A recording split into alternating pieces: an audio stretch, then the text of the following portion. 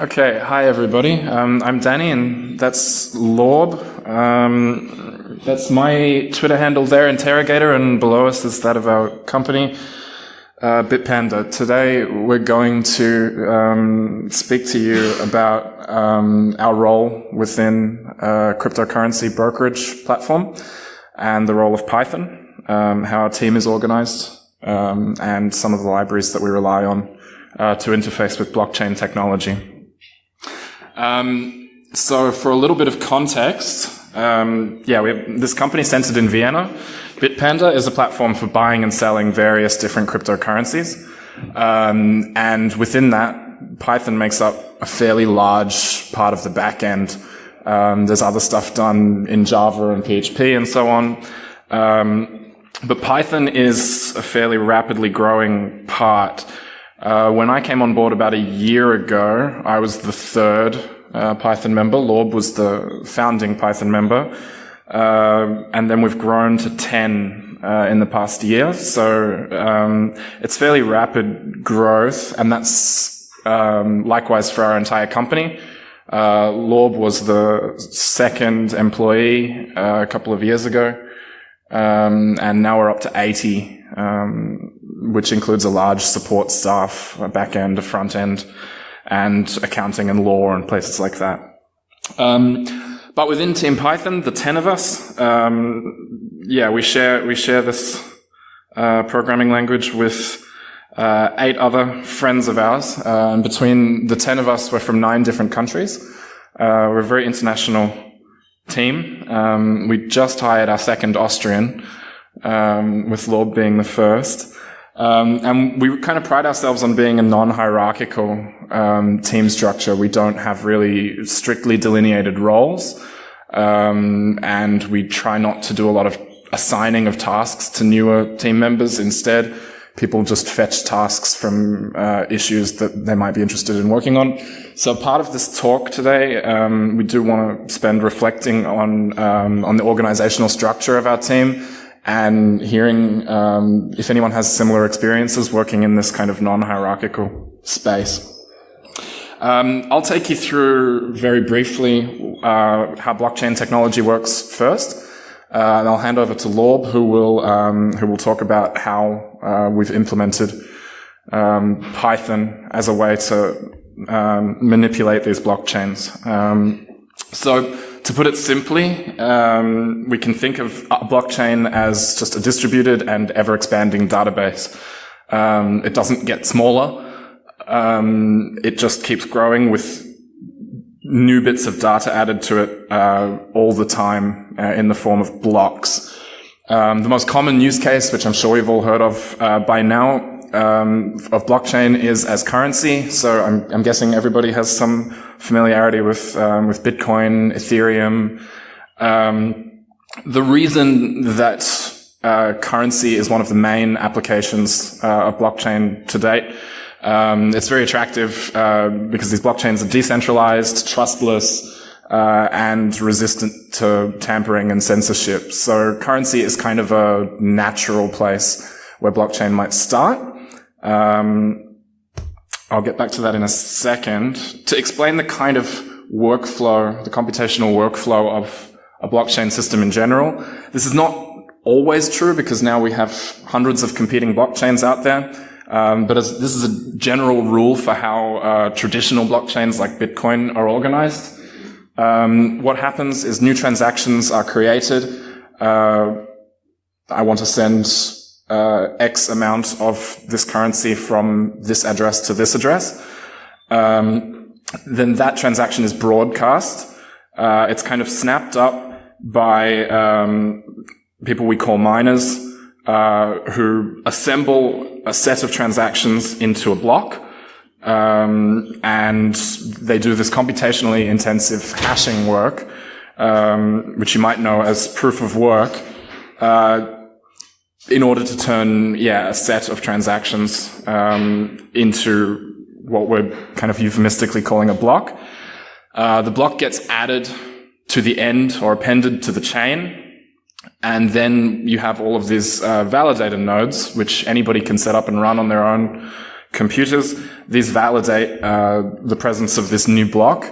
And what this does is it secures all of the blocks, not just the newest block, but also those that have come before it. So older blocks become more secure, and as time goes on, they trend toward immutability. And different blockchains run at different speeds. Bitcoin, a block is mined on average every 10 minutes. And after a few blocks, you can safely consider your transaction to be immutably within the Bitcoin ledger. It's never going anywhere, basically. But we also wanted to reflect a little critically on this technology because it's kind of not done enough. These kind of discourses are starting to filter into media a little bit, but still people aren't approaching blockchain with the critical eye that they might like to. Most notably, blockchains are kind of moving beyond just cryptocurrency, and people are trying to do things like put medical records into blockchains, put other kinds of data, put linguistic or biometric data into blockchains. And so this creates the potential for blockchains to operate as systems of surveillance and control. Because data stored in the blockchain is permanent, and accessible forever and generally public. We think it's important to bear this in mind, if you want to start trading cryptographic assets that are tied to biometric details, for example. There's some implications that, I don't know, that aren't really being talked about. And so we'd like people to keep an open mind about that. The other, probably better known criticism is, that this proof of work based mining. So for Bitcoin, you have these, mining farms, where people are running, dedicated hardware for the purpose of hashing transactions, and these farms are now overtaking countries like Denmark and Ireland in terms of total energy consumption. So it can be far from a green solution to currency. It's also worth bearing in mind. To think a little about, I'm moving toward Python now. But essentially, we're a financial platform.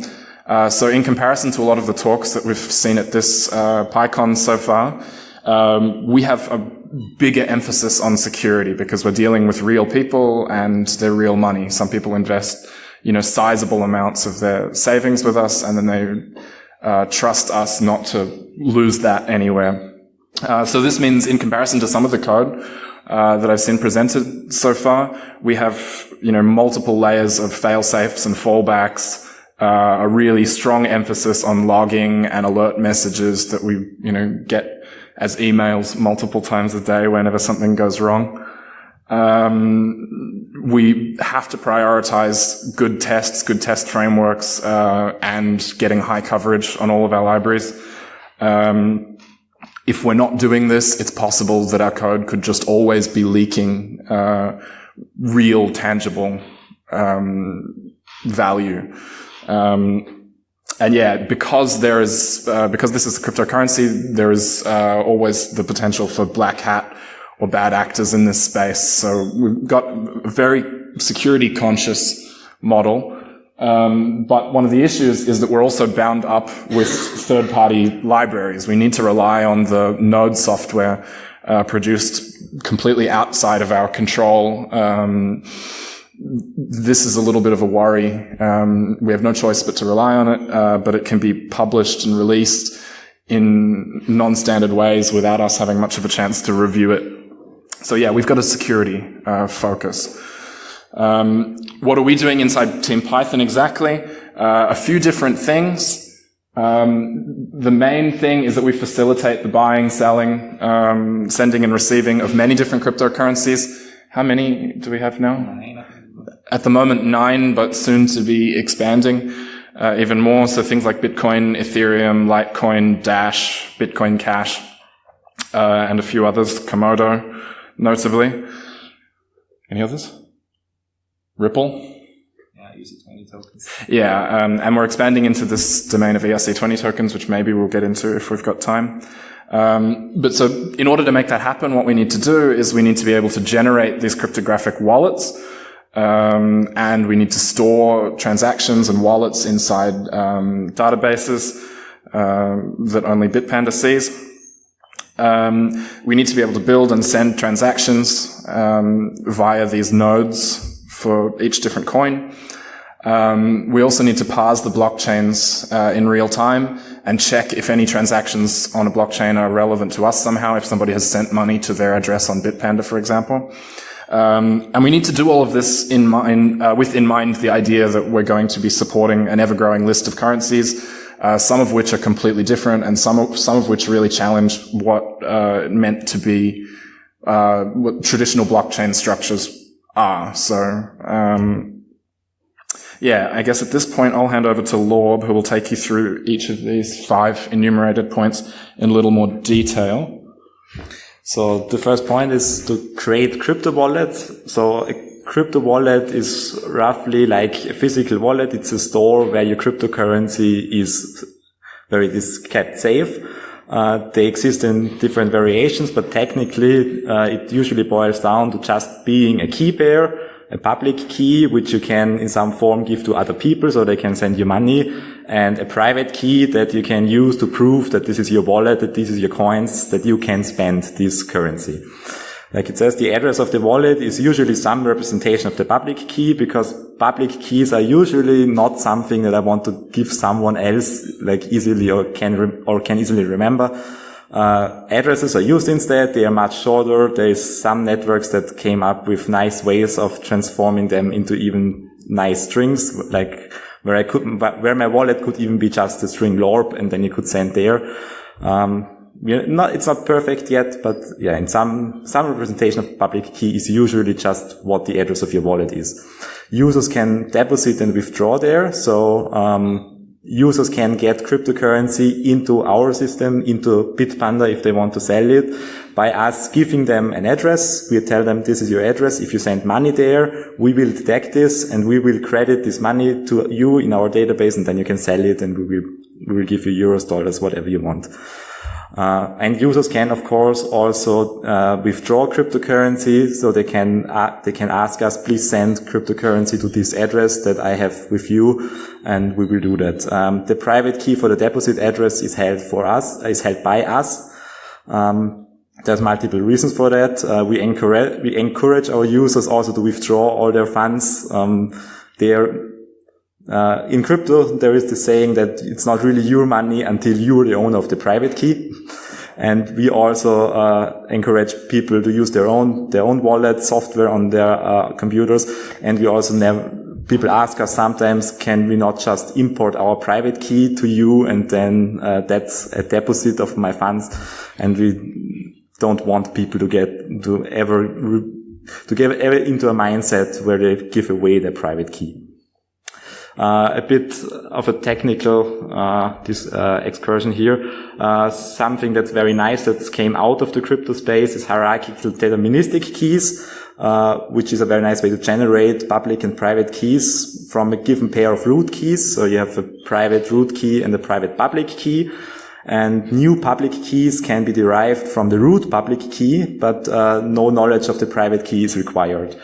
So we can create new deposit addresses for our users in a less safe environment, where the private key is not known, where only the public root key is known, and we can generate any number of public keys, which are also addressed by a path in the tree structure for our users. And then in a separate, safe environment that's not connected to the internet, that's in its own network, we keep the private key, and then from the root private key, given the same path as that was used to derive the public key, you can also derive the private key for that address, so you can spend the money, so you can move those cryptocurrencies.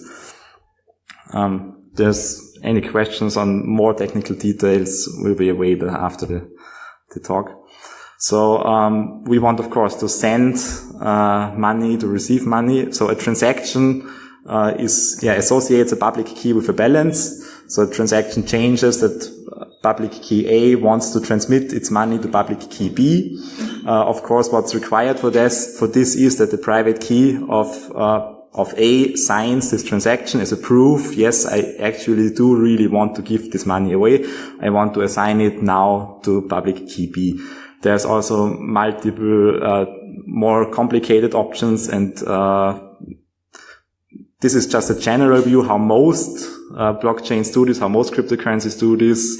We're moving, it's a rapidly evolving field, and we're moving into having different mechanisms for that, and also that mechanisms where 5 public keys together own funds, and it needs to be signed by either all 5 or a subset, like 3 out of 5 need to sign this so that the funds can be moved to enable things like a trustee.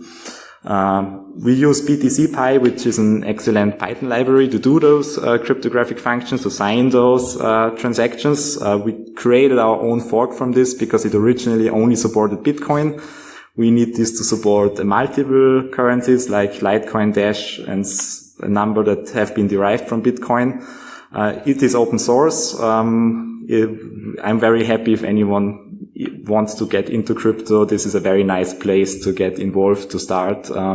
We're lucky that our company also allows us, or when we asked them, we want to do some open source stuff, they said, yes, you can, we can use your private GitHub, use your work time, and just work on that open source stuff. If it's somehow helpful for our work, just do it.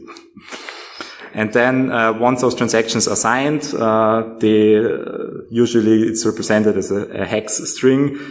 This is pushed, which means it is sent with usually an HTTP request to some nodes, to the general network, where it's then picked up by the miners, who then will hopefully put this into a block, and the transaction will become part of the canonical blockchain. And then we have to parse those blockchains to see whether customers are sending money to us. So whenever a new block happens, for example, in Bitcoin every 10 minutes, in Ethereum it's every 15 seconds, blocks come in varying time intervals. We have to go through those blocks and check whether there is anything in this block that's sending money to any of our customers' deposit addresses. And if that is the case, we have to check that the transaction actually confirms. Sometimes it can happen that a block does not become part of the blockchain because a different block happens to be mined at the approximately same time, and then only one of those is being built on. So you have to check that the block that this transaction is in will be built on will still be in the blockchain. Usually about after an hour you will know that this is now definitely part of the blockchain, and we have to keep track of everything that happens there when we pass those blocks in a database. And of course, we have to worry about fraud, since, like I said, it's a new technology. People try all kinds of things, especially on newer blockchains where there's things like on Ethereum, transactions have to have a gas cost, which kind of works like some fuel. So basically like driving a car around. If you don't have enough fuel, you will not get to your target. So you can become part of a block, but your transaction is not actually executed. No funds have actually moved. And people try all kinds of funny things to put data into the blockchain that looks like they sent us money, but did not actually send us money. And then there's few instances of actual bugs being in the blockchain software of lesser known blockchains, where people just can actually execute fraudulent transactions that are very hard to distinguish from a proper signed transaction. So we want, like it says, support arbitrary currencies. One of the reasons why Bitpanda was founded is because, especially at the time when Bitpanda was founded, it was really hard for the average person to get into cryptocurrency, to acquire Bitcoin or Ethereum. You had to be like very technically minded. You had to install weird programs. Some did not have a GUI at all. You have to enter some stuff on the command line. Sometimes you have no idea what this thing does. You have to download from some GitHub repository stuff and compile yourself. Especially for the lesser known coins, but also for Bitcoin in its early days. So we said, let's build a platform where this is very easy, where users can do this on a web interface, where it's very easy for people to acquire currencies. And then from there, they can do the first step, and from there they can maybe get into the more technical side or not, or maybe nicer wallet software is being developed that has a more user-friendly interface. Some currencies are easy to implement for us, like said by now Bitcoin, we're very used to it, and it's many forks that exist like Dash and Litecoin. Some are a bit harder, like Ethereum, like Ripple, who did a decent technical job, but are simply different from Bitcoin. And then there are some very radically new approaches.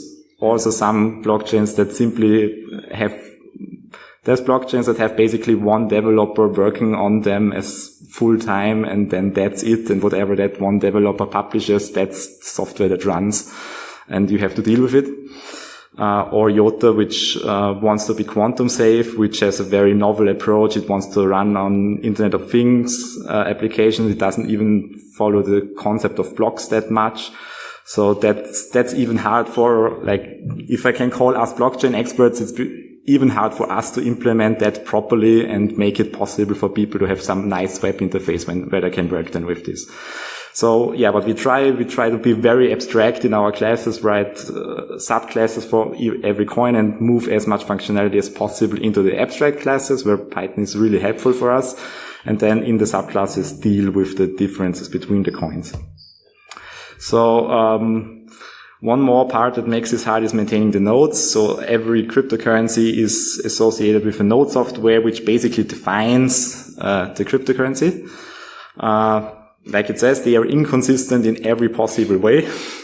Versioning is one major thing. Sometimes, like I said, the versioning just happens to be whatever is the last thing that has been pushed into the master branch of the GitHub repository of that one guy who is responsible for this one. That's the latest version. And you're supposed to run that. They can have wildly differing APIs. Sometimes they break them without any notice in the changelog. The reliability can be widely different. Some are some are not very reliable at all. Stability, we had things where we got a phone call at 2 a.m. because some node just broke down randomly and the whole network was at a standstill for hours because the software is just not stable. And scalability, where we're also running into issues. Since we are doing this for all our customers, we have hundreds of thousands of addresses that we need to take care of. Some of those nodes are not designed and not able to handle these loads. One of the good things in cryptocurrency, anyone can host a node, at least in theory. Anyone who has the willingness and the technical prowess to do it can just run a node on their computer, and they can become part of the network and be part of that distributed cloud of people who are running this. So no central instances. So yeah, no central authority has ever control over the cryptocurrency, over a blockchain network. We cannot really fully rely on the nodes to be 100% safe due to possible attack vectors. Like I said before, many nodes have built-in wallets where you just import your private key in the node and then it handles everything for you. But then you never know whether that node might not leak your private key to the outside world. Maybe the API has some bug where people can talk to the API of your node and do calls that they're not supposed to be able. So we're never importing private keys into those nodes. We cannot trust those nodes. And yeah, shout out to Docker if you ever want your things if you never want to run into the problem of works on my machine, but not anyone else's, use Docker. We stick all our nodes into Docker and then give it to our deployment guy to just run them on the servers. So why did we use Python for all of this? When I joined the company, the only programming language that was used was PHP. So all of the backend was also written in PHP, which I didn't like very much. I proposed after a while, let's rewrite some stuff in Python. It will just be a lot nicer. For example, the abstract high-level models, the object-orientedness of Python is, in my opinion, a lot nicer than it is in PHP. It was really easy to write those base models for all the different blockchains, for all the RPC clients to talk to the nodes, and also to the other exchanges that we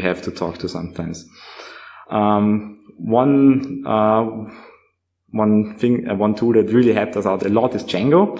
Because with Django, I never have to think about the database ever, which is very nice for me. Someone else can deal with that. We have millions of users, transactions, wallets, addresses, and so on that need to go into the database and need to be handled there. I don't really like writing SQL or other queries by hand, crafting database queries. Django is hiding all of this behind its nice model. I just write nice Python and don't worry about that.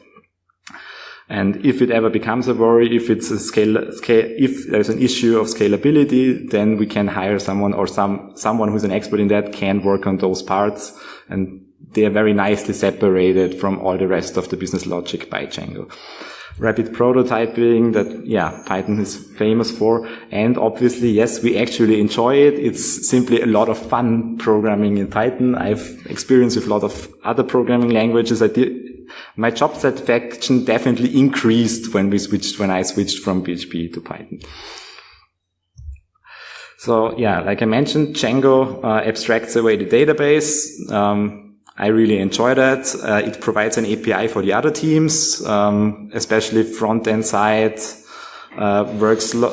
has lots of PHP code running between the user client and our servers, which wants to talk to the Python side, which generates the addresses for the users, which notifies the PHP code about incoming funds, about deposits about deposits incoming and having to be credited. So all the rest of the other team, they can just call the API that Django nicely provides via module. Management commands of Django also, I can just recommend. Those are really nice. If you need something, some cleanup of database, something that just happens every few hours that you just want to run for a cron job, make it a Django management command. You get access to all your models that you've already written for the rest of the code. And it just works out of the box. Didn't have to care long about how to set it up. Like I said, I was the second employee at the company. If you have just 5 employees, you cannot spend a month learning something to set up a new part of your back end things. You have to use tools that just work, that you can get in production ready in a very short time. Here's one nice thing. So I wanted to compare how threading works. Multi-threading was one of my arguments why we did the switch. In Python, yes, you import threading. I really wanted to show you how that looks in PHP, but when I tried it, I got an error. I tried to install the module that PHP needs for multi-threading, but it said I cannot until I recompile all of PHP, which I didn't really want to do just for that presentation to show what the code looks like. So custom libraries, it's pretty easy in Python to write your own libraries. Python standard library also, and like popular third-party libraries like requests provide extremely nice functionality, extremely nice interfaces. There's like a rich ecosystems. It has helped us a lot getting this large project into production, and we extended it a bit by writing our own logger, which gives us much more detailed information, which adds logging fields automatically, which creates alerts under certain conditions, so we get notified by email if something breaks. Like I mentioned, multi-threading, threading is, you just import threading and there you go. We use it for RSS feed mining, which we mainly use to mine GitHub RSS feeds so that we get notified about the releases of new nodes that we need to update. API consistency checking, like I mentioned before, nodes can have inconsistent APIs. Also other services, third parties we work with, so we just quickly hack together a Python script that just does up API calls once a day to all the services we use and checks, are they still running, are they still up, are they still responding the same way. Hopefully they did not change the API.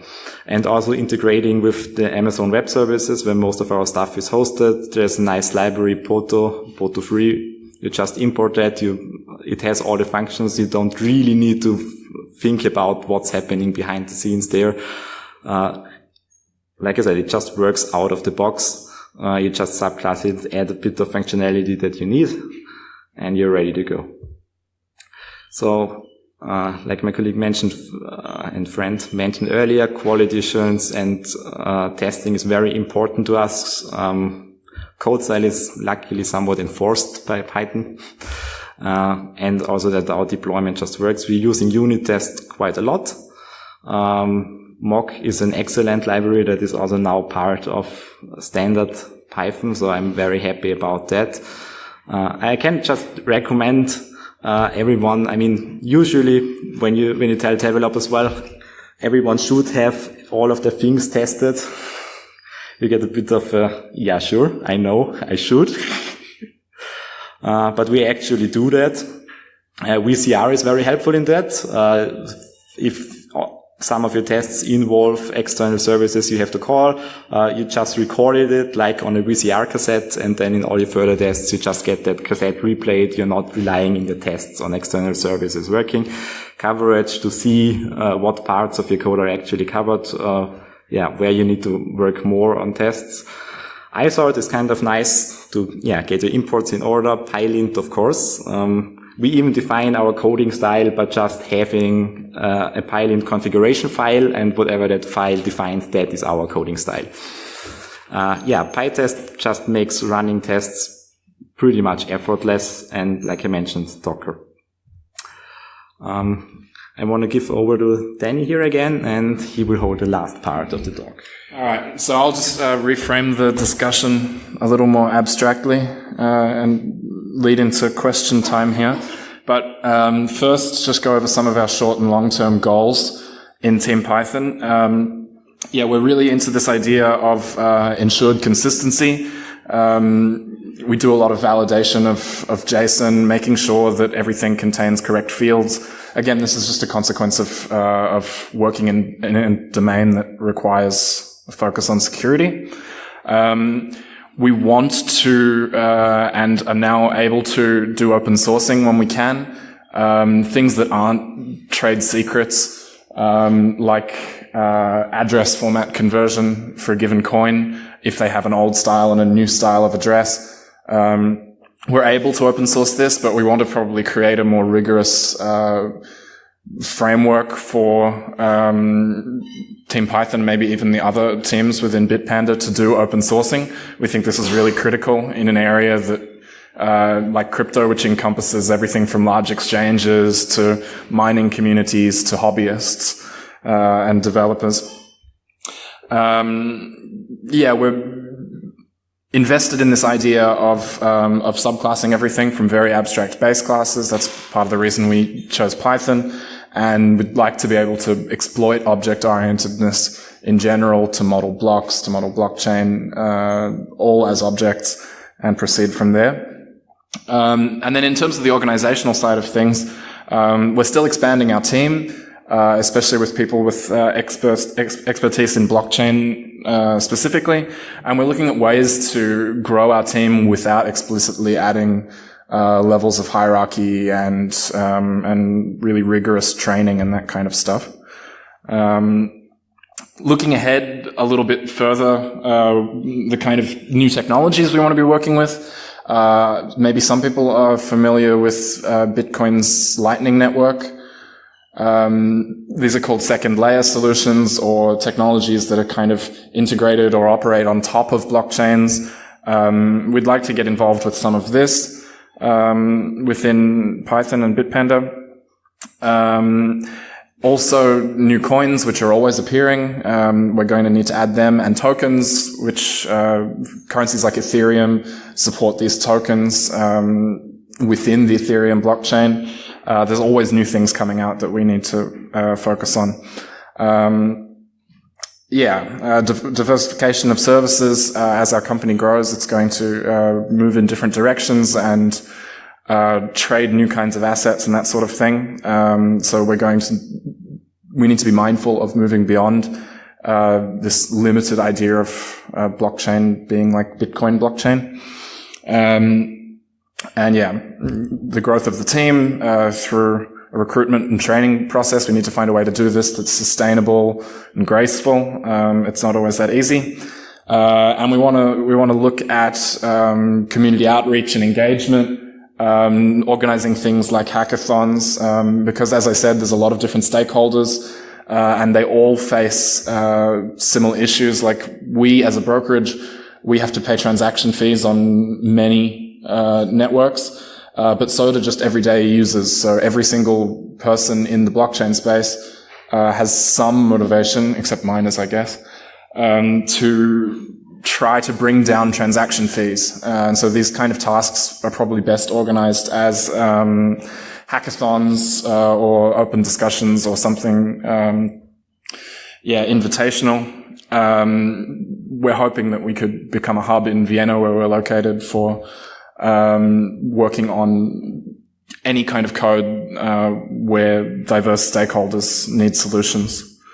And the last thing we're thinking about, and we'd love some feedback on, one thing that I haven't heard spoken about much at this conference is organizational structure and how everyone's work groups, whether they're university, hobbyist, or in industry.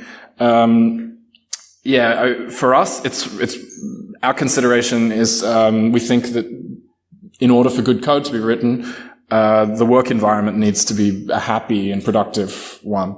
And this is a theme that is strangely absent in a lot of people's discussions. The way we do it is through a principle of self-organization, rigorous, like keeping of issues, tracking, that kind of stuff. But we try to encourage new people in our team to take tasks that they feel comfortable with, that they'd like to learn more about. And then we try to kind of decentralize things like code approval and review.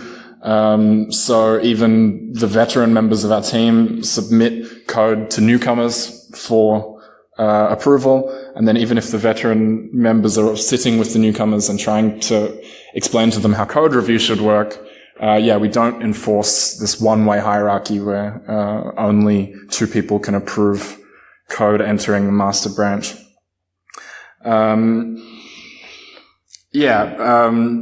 Naturally, these kinds of non-hierarchical environments feed into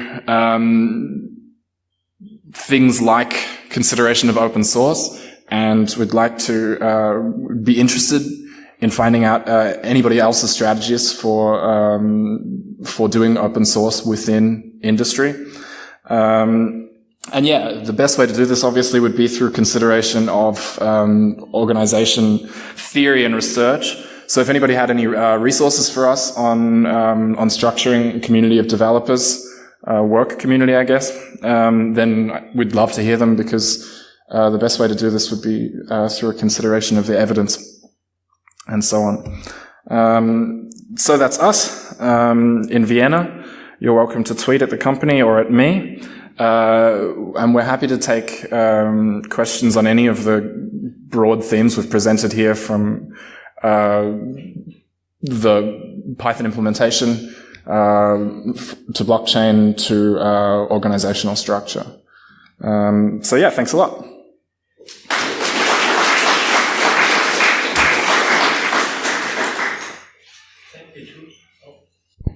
Thank you too. So we have time for questions.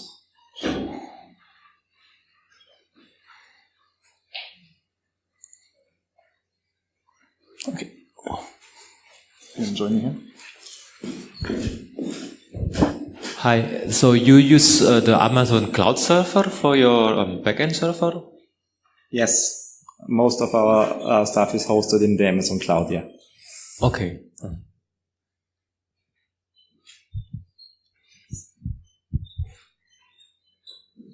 Any other questions? Do you have a coding sample where you invoke a blockchain command within Python code? I'm afraid I don't really have one here right now, but I invite you to look on GitHub at the btcpy that I mentioned, which signs transactions. So that's working on the cryptographic level directly with blockchains and creating data structures that are compatible with the blockchain. And then, of course, I can recommend the website chainquery.com. I think it's .com. chain query. You can just Google it, where you can do RPC calls to a Bitcoin node via web interface. And we just automated that with the awesome requests library in Python. Yeah, I think it's important to bear in mind, like, blockchain might seem like a complicated new technology, but at the end of the day, you're making HTTP requests, and analyzing what comes back. It might take some time to wrap your head around theoretically how the blockchain is working, but your interfacing with it isn't particularly difficult.